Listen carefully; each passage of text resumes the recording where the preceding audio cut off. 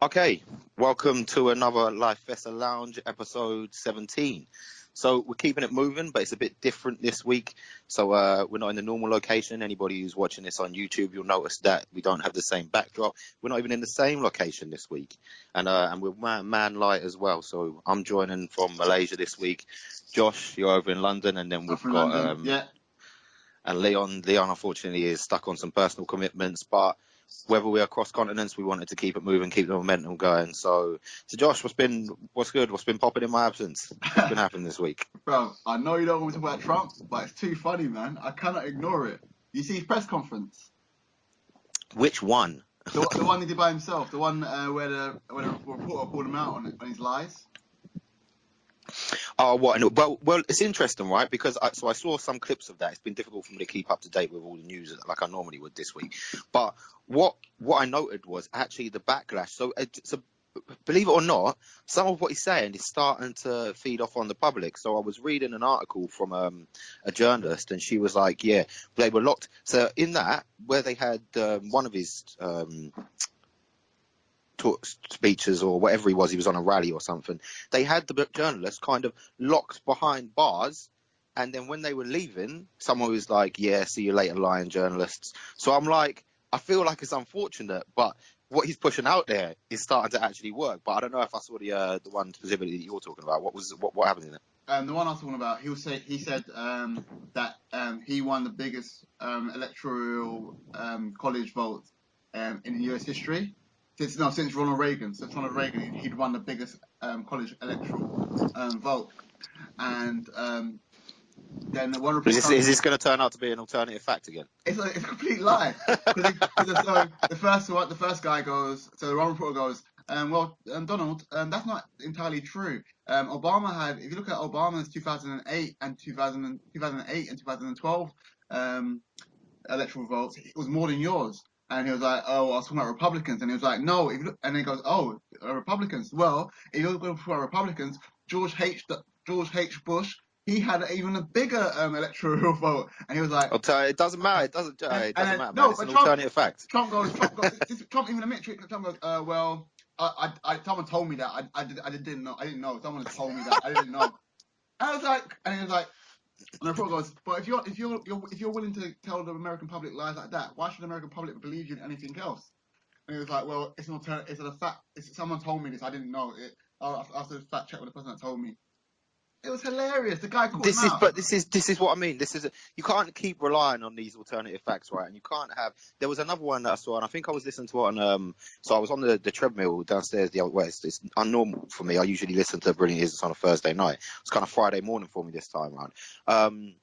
But I was listening to it, and they were talking about how the CIA have said they want to now stop sharing secrets with him because they can't trust that he's not going to put out some tweet that alludes to or gives away some state secrets. And I'm like, right. So in your first month, you've got kind of so many people in Congress going against you, and we've spoken about that. Yet Congress keeps the balance, so there's going to be some unrest. But now you've got your government agencies not willing to tell you information. There's something gone seriously wrong here. Like you can't run a country like this. It doesn't work. I know. I think the problem with Trump is that it's only 30 days. He's only been president. He's only been president for like 30 days. Does it not feel like 3 years already? And you got 130. You got 1,365 days left of this. Do you know what I'm feeling that some Americans are doing though? They've probably got a calendar that's actually counting that down. They're crossing off every single day. Yeah. That's what I think. I think they must be crossing off every single day because it's nuts. I don't think he'll last the whole 4 years. I think he'll impeach himself. But everybody thinks that. But I'm not. Well, we'll see how it goes, I guess. But to be honest, I knew it was going to come up this week because you can't hide from it. It's just not getting. He had like a week last week where we could get away with not really talking too much about him because it died down a bit. Yeah. And then he's just sprung back into life again. Like it's just. I feel like we're going to get a year down the line and everyone's going to say, no, don't worry, we're all just pissing about. This was just for a TV show. Really, the real president is going to rock in. I feel just like it's not real. It feels like a TV show, isn't it? That's crazy. It's madness. Well, I was going to say, so what's the weather like out there? It's The nice and weather's hot. always the weather's always the same over here. It's just that it's always hot, so it's always hot, humid. But when I first turned up, it was quite pleasant. You could, but the thing is, when you're rocking up if you're coming here on a holiday, yeah, it's great. But if you're coming here to get business done, then it can be a bit difficult when you're having to dress in normal attire and you've got this kind of weather. So actually, funny enough, it rained about half an hour ago. For the first time, I was caught outside of the hotel, and when it rains here, it's serious rains. I'm talking cats and dogs coming down. When I'm looking outside now, there are still. Well, it's mad because just about 25 minutes ago, the rain stopped and there were puddles when the cars were driving past. And I've just looked down now, and the puddles have stopped because the heat is that much that it's already drying it up. Yeah, drying So up. it's but I mean, yeah, it's just been constant heat all along. So it's been cool, but it's just been a hectic week because I touched down on.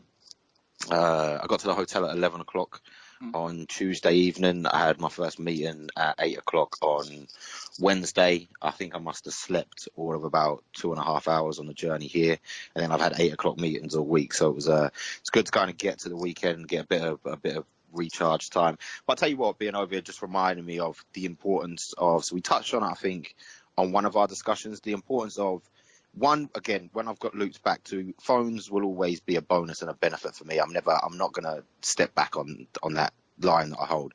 However, when I'm here, I'm like, my schedule has just gone absolutely mad because people are always trying to get my time, but it's good because I don't see these people all the time. So it's one of those where it really re-emphasizes the importance of the human touch and that close engagement, like just for simple things like to foster ideas, a conversation that I end up having to have either over the phone or over email. When you have it in person, ideas bounce around, things just pop up.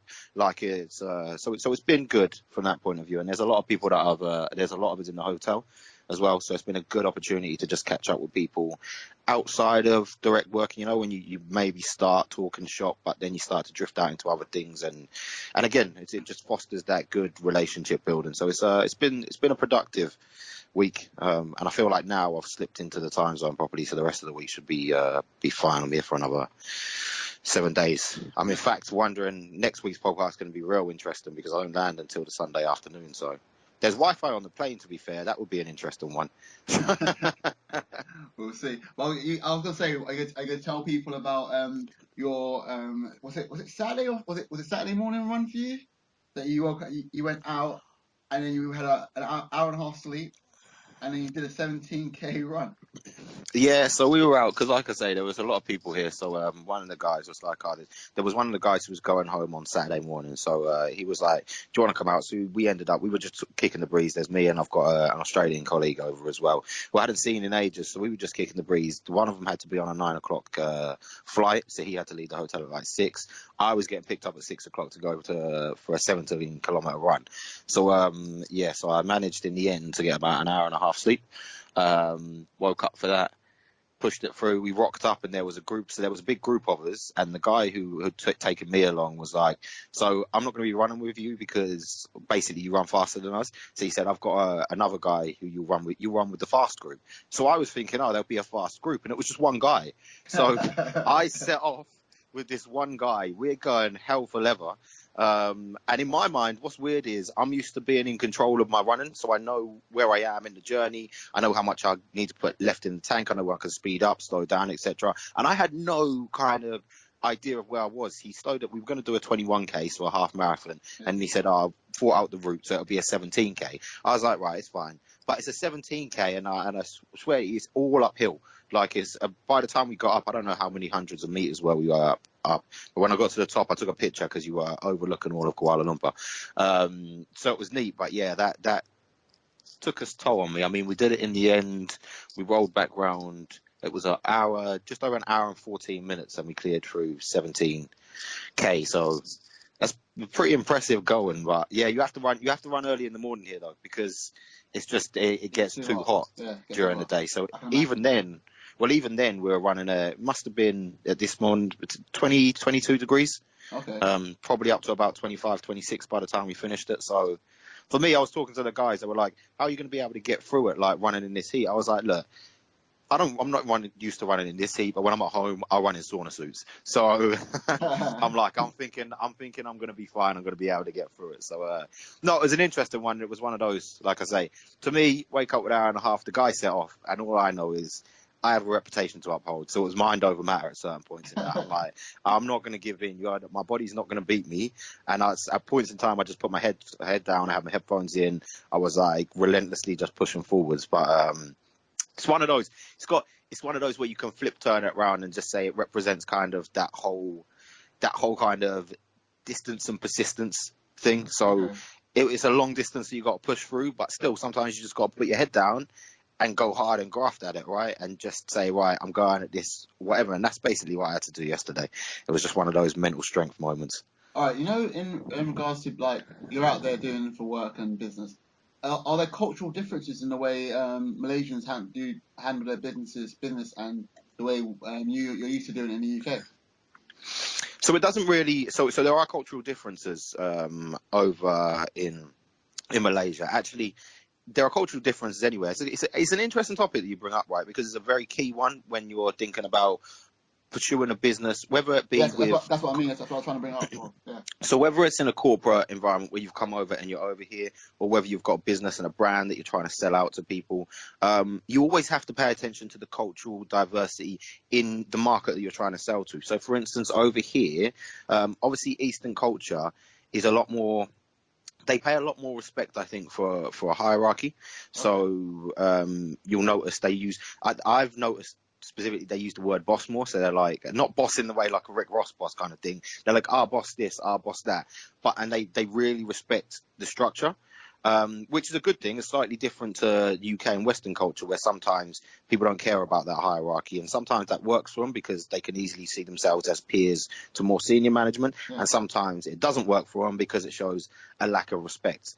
And I think they're more they're not they're kind of more quieter and calm in the way that they take to business again, as opposed to westernized cultures where it's a really loud outgoing thing. And again, with the people I work at here, there's a lot more of a kind of family orientation piece to it. It's rare that you've got guys and girls over here who aren't in a family, so that kind of it has more importance to them, not more so than Western culture, but maybe more so than I'm used to from being in London. Obviously, London's a really loud and outgoing pace. So, but then on the flip side to that, it's like I was talking to somebody the other day because I was speaking to one of our suppliers, and I said, right, we've got a product that we're going to release in Brazil, and I said, right, the South Americans, they can be very loud. Okay, it's just part of their nature. So if you please them, they'll become your Raven fans. Yeah. If you piss them off, then everybody will know about it because that's the nature of how they go about their business. So again, it's one of those, and it's a flip side. When you're dealing with a globalized business, you've got people you're dealing with Eastern-wise, and you've got people that you're dealing with Westernized, whether it be UK and Europe, or it be as far stretched as the Americas region. And it's one of those where it comes down to your not necessarily your level of empathy, but your emotional intelligence, right? To be able to not just take your normal approach that you would take in your normal day-to-day business, but to tailor your approach to get the best out of the people that you're dealing with. So if you're managing people over in Eastern countries, then the way that you manage them and the way that you speak to them, and if you're trying to put an idea to them, or if you're trying to sell to people over here, the way that you sell to them, the message, the way that you convey that is completely different to how it would be if I'm trying to sell over in a westernized country, right? I can be very blunt and to the point over in westernized. If I'm going to America, I can just be big, bold, make everything all song and dance because that's what they go for over there, right? So Yeah. it's one of those. It kind of emphasizes the importance of emotional intelligence, not just in the workplace nowadays, in corporate worlds, in business, in anything that you go about it. This is why emotional intelligence is being valued nowadays more than IQ, right? Yeah. Because I can teach IQ through books, and you can teach emotional intelligence to a degree, but some people are just hard-headed, right? They just they can't get their head around it. So if you've got people who have that heightened level of emotional intelligence, it's so valued out there, whether it be you're starting up a new business and it's valued by your team that you put together, or whether you're in an existing business and you've got a boss who's like, right, I understand that this guy gets it, and it's going to help me in the long run when it comes to managing stakeholders, managing teams, managing progression, managing external clients, etc. So it's one of those, and we spoke about it before. It's a super important skill, and if you could work on anything nowadays, when you say to people, what is it you want to get better at? People tend to look at skill sets instead of thinking to themselves, well, emotional intelligence, I need to get better at that, because if I have that, that underpins everything else when it comes to engagement, right? I think, as we spoke about before, it's a massively overlooked thing for me. I think interpersonal skills are very important in regards to when you do meet people, assessing what makes them tick and how to communicate with them. So I do agree with what you're saying. I was saying also what's interesting, because you're in Malaysia and I'm in London. It's like the barriers to entry for everything's coming down, like communication. What 10 years ago we wouldn't be able to do this podcast over the telephone. If we did do it, it'd be quite expensive. So you see what I mean? This is what I'm talking about, and this is actually a perfect point to. It's funny because I'm going to bring both sides of an argument that we've had at earlier podcasts over different ones into the same podcast. So this is when it goes back to, I mentioned earlier about the importance of speaking to people face to face, right? Yeah. However, this is when I flip onto the importance and the benefit of having things like smartphones around, of the benefit of technology and how far we've advanced, right? So I'm talking to you right now. We're able to continue to record our podcast whilst I am far out 15,000 miles or whatever away from you, right? Yeah. But we can still have this engagement. And this is why I'm saying to people, I'm like, I don't feel sorry for kids that grow up in the age full of technology being on the rapid advance. If I could go back and be born at this period in time and come at it with what I know now, then boy, I'll be dangerous to the world, right? So this is a perfect example of exactly why I don't think that technology advancement and smartphones and social media is a bad thing. And encapsulating both of those are all the guys I'm speaking with over here. I built the relationship with them because I have facilities available to do. So we do like telepresence, so we can have face to face and we can see people in person. So teleconferencing, we've got Skype calls that we have, so we can build up that relationship. Then when I touch down over here, I build on top of that. So when people, and I think it was Leon who said it last week, that he's right, people have become lazy because they've chosen to take the option of saying, I'm just going to focus on social media and I'm not going to think outside of that. But when you begin to leverage the full power of it, you're like, I can use this to bridge that gap of 10,000 miles, 15,000 miles, 25,000 miles. And then when I get there, I can build on the relationships I've built up through that face-to-face engagement. So it's one of those, like I say, you know me, I'll always be an advocate of staying on the cutting edge, like, because I believe that that's where you get the opportunity to kind of disrupt the markets and move forward in what you're doing. But yeah, us recording this right now is just a perfect example of that. Yeah, because the barriers have come right down. It's like even just getting resources. There's so many ways of getting different resources because of social media and technology. It's, take for example now, if you go on YouTube, every time I go on YouTube, there's a people per hour advertisement, which is selling skill sets that people can go out to the market and get, and they're breaking the barrier of going and finding businesses, and also like networking. I was saying to you earlier this week with the app Shaper. Shaper allows you to like network with people that you will never come into contact with in your daily life because of how life is, and then you can meet people and create networks with people because all this social media is out there, which breaks the barriers. Well, I think you dropped it as, it's like a networking version of Tinder. It is. Which, in fairness, but that's exactly what it's supposed to be, right? Yeah. From the moment that something like that blew up and it made it so easy to interact with people around you, it was only a matter of time before people started to use it for more developmental purposes and brand building purposes than just where can I get my next date. People are just looking for ways of breaking down barriers and making things more efficient and quicker. I think what people want now is efficiency, because I think people understand time is very important. Time management is very important, because like I always say, with money, if I lose £10, I can get £10 back. But if I lose an hour, I'm not getting an hour back of my time. So I think people are looking for time to be more efficient and get ways of breaking down barriers so that they can work more efficiently and work faster. And I touched on it last week when we were talking about this, right? When I said people want, because it's not a degree of, people haven't become lazier. I think people will always be lazy. And yes, as technology advances, there will be lazy people. But this is the thing. People are looking for increased efficiency because those who are smart and savvy understand that every minute counts. So every moment counts. So when I think about it with regards to traveling over here, being in transit was an opportunity to kind of catch up on reading, to catch up on getting some work done. The fact that normally I can't actually connect to anything. And normally when I've come before on flights, like the Wi-Fi doesn't work. The Wi-Fi actually seemed to work pretty well this time. So I managed to get I was work done surprised. out there. I'm surprised you even had Wi-Fi on the plane. I didn't even know that was possible. As soon as I done that, I had to drop a couple of WhatsApps in. But again, look, there's another example. I was able to continue a conversation with you and Leon talking about how we were going to work around the locations to film this from in the air. Yeah. And I was just waiting for one of you to say, "Are you there? Have you left yet? Are you in the air?" Yeah, I'm in the air. It's cool, isn't it? I'm talking to you while I'm in the air. Yeah, that's mad. That's mad. It just makes that's the thing. All these things now, if there's no reasons for you to have any issues connecting and connecting with people. I think with all this like technology and stuff, so social media, phones, iPads, laptops, and Wi-Fi ready available everywhere. They have it in cars now. They have Wi-Fi in cars. So So as soon as I jumped in I got to the airport here. I jumped in the car. First thing the driver gave me was the Wi-Fi code. exactly, on the move you can connect to people. It's mad. And again, it's the connecting with people and it's the importance of time, right? I was on the treadmill earlier and I was on the cross trainer and I was reading on there. I was continuing. I mentioned that last week. I'm still in the process of trying to finish off that book, Super Bosses, and I was going through it. And one of my colleagues came up to me. He's like, "How can you read while you're on the cross trainer?" I was like, "Well, that's why I went on the cross trainer instead of the treadmill because I can read on there." But then when I got on the treadmill, because I can't obviously read in front of me, just slapped my phone on the top bit and started watching a TED talk.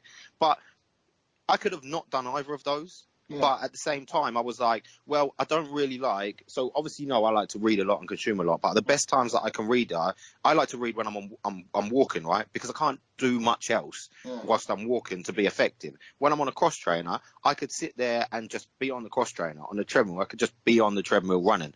But try and increase the efficiency, right? So let me read while I'm on the cross trainer. Kill two birds with one stone. Let me catch up on my TED talks whilst I'm on the treadmill. Two birds with one stone, traveling from A to B. And it's one of those where can I catch up on what's going on in the world to open up? So I've started using Nuzzle a lot more now.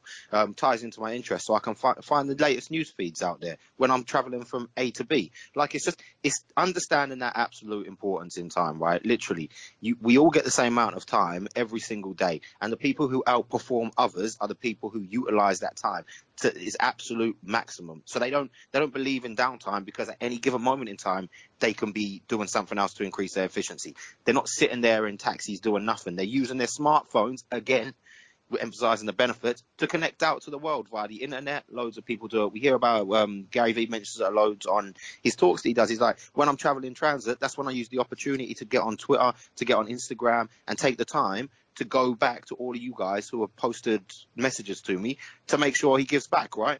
And it's again, it's increasing efficiency. I don't know. And in his instance, gone. I don't know how he does it. He was in London the week before. Then he went to Canada. And from Canada he went back to New Jersey. Then from New Jersey he's gone to Dublin. From Dublin he's gone to Belgium. He's all over the guy. Well, he flies all over. And the thing is, when I've mentioned this before to guys, I was like, and he re-emphasizes on what he's saying. He's like, but what we see about him, all the videos that he puts out there, social media content he puts out, that's not his business. I mean, his business is social media, but what we see is just supplementary to the actual business he's running alongside it. Yeah. So he's going to all of these different conferences because that is the nature of his actual business that's making all the money, right? So he's forever going. But obviously he's built that network of people around him that he knows he can trust to make sure that they run affairs when he's away. And I mean, and that's another important factor when it comes to just dealing with people and dealing with business, right? You need to be able to build up that level of trust that you can delegate things to people and go about your business. Because let's say in his company, he was having trust issues and had teams of people there that were good, but he just didn't trust them to leave them alone. You'd never be able to run the schedule that he runs traveling wise, which means he'd miss out on a shed load of opportunities, right? But then I think a good leader, the whole thing about a good leader is they bring up they cultivate leadership anyway, so that you're when you're a leader, you lead from the front, but you also bring up people so they feel empowered so that eventually they become leaders themselves. I think with Gary Vee, in his sense, that he leads and he can leave it to a member of his team to deal with it, and he knows that that person will share the same vision that he has for the business. So he has a full trust in that person that if they'll make the same decision that I would make. So it's one of those interesting ones again. It comes down to that whole EQ, right? So it comes down to what you want out of your business, out of your team, whether if you work in a corporate environment already, what you're trying to achieve for the year, and using that to determine who you're hiring or how you're managing the people that you hire. And what I mean by that is, so I was talking to somebody the other day and we were talking about succession pipelines. And I've said, what you need to understand is when people get to a certain level, they feel that they are comfortable, okay? And it's not a bad thing that that allows them to get the money and wages that they need to manage their life, to look after their family, but it gives them a level, they're working at a level where the pressure is just below where it would start to interrupt their ability to have kind of a flexible work-life balance, okay? So when you're trying to look at succession, don't expect everybody to want to be the next CEO, the next CIO, the next chairman of a company, right? Because not everybody wants to. Some people just want to stop at a certain line. And that comes down to a person who's in a leadership position, right? He builds a team and you know that you're never going to get, I mean, you can seek out for him if you're building a brand new team or business, but generally if you're in a corporate environment and you're taking over a team, not every single person in your team is going to want to take your place. And what I mean by that is as you want to kind of progress your career, but you need to build a successor behind you, right? Because nobody, if you've become indispensable in your role, then you haven't done your role as a management or leadership position properly, okay? Because you should never seek to make yourself indispensable. In fact, always seek to put yourself out of a job by either creating such efficiencies that your job becomes worthless and they'll find a different job for you, or you cultivate leadership in the team around you so you've got people ready to step up.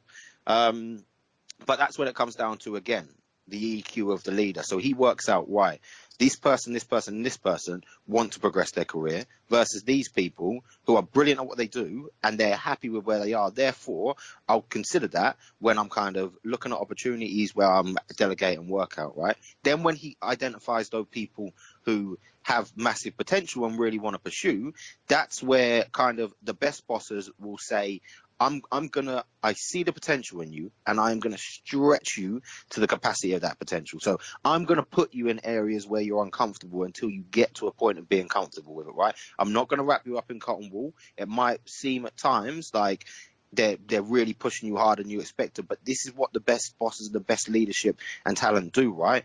They stick you in a position to shine and say, here, I'm going to stretch you, but I'm doing it because I want to help you develop and I want to help you progress your career. And that's when it kind of sets the best leaders apart from just the managers, because managers are they just manage people, but they're only ever focused on their own goals. They don't pay attention to that. They don't have the EQ. They don't have the leadership qualities to help bring up the people around them. Okay, but doesn't it also, I think sometimes managers feel hamstrung by their managers that are managing them. So a manager might want to improve his staff, but then the job that he does doesn't allow him to do that because if his manager is not focused on that, his manager is not, is a tongue twister. The manager that's managing him is not focused on that. So how will someone go about cultivating that? So I don't think there's any situation that you're in that would hamper you from helping develop the people that work for you. I don't believe there's any situation, right? So if you're in a if you are in a position where you have a team and you want to cultivate growth in that team, but say for instance your senior management say, well, we're not going to give you money for training, and I don't see that as a focus, so that's not going to be one of your objectives. That's fine. Don't mark me like key performance indicator wise by how much I develop, but I'm still going to go out and do that. So this means you taking the time, because good leadership doesn't mean you need to lead people to progress in the business that you work in, or if you've started a new business, they don't even need to progress for you. In fact, what the best leaders will do is they will say, I'm going to focus on helping you develop. If you use that development to then go and work somewhere else, then I'm fine with that, because the best thing that you can see out of people is seeing them grow, and they're not always going to be growing the environment that you're in. So a good leader would say, I really see this potential in you, would help to foster that growth, but then maybe open and honest and say, do you know what?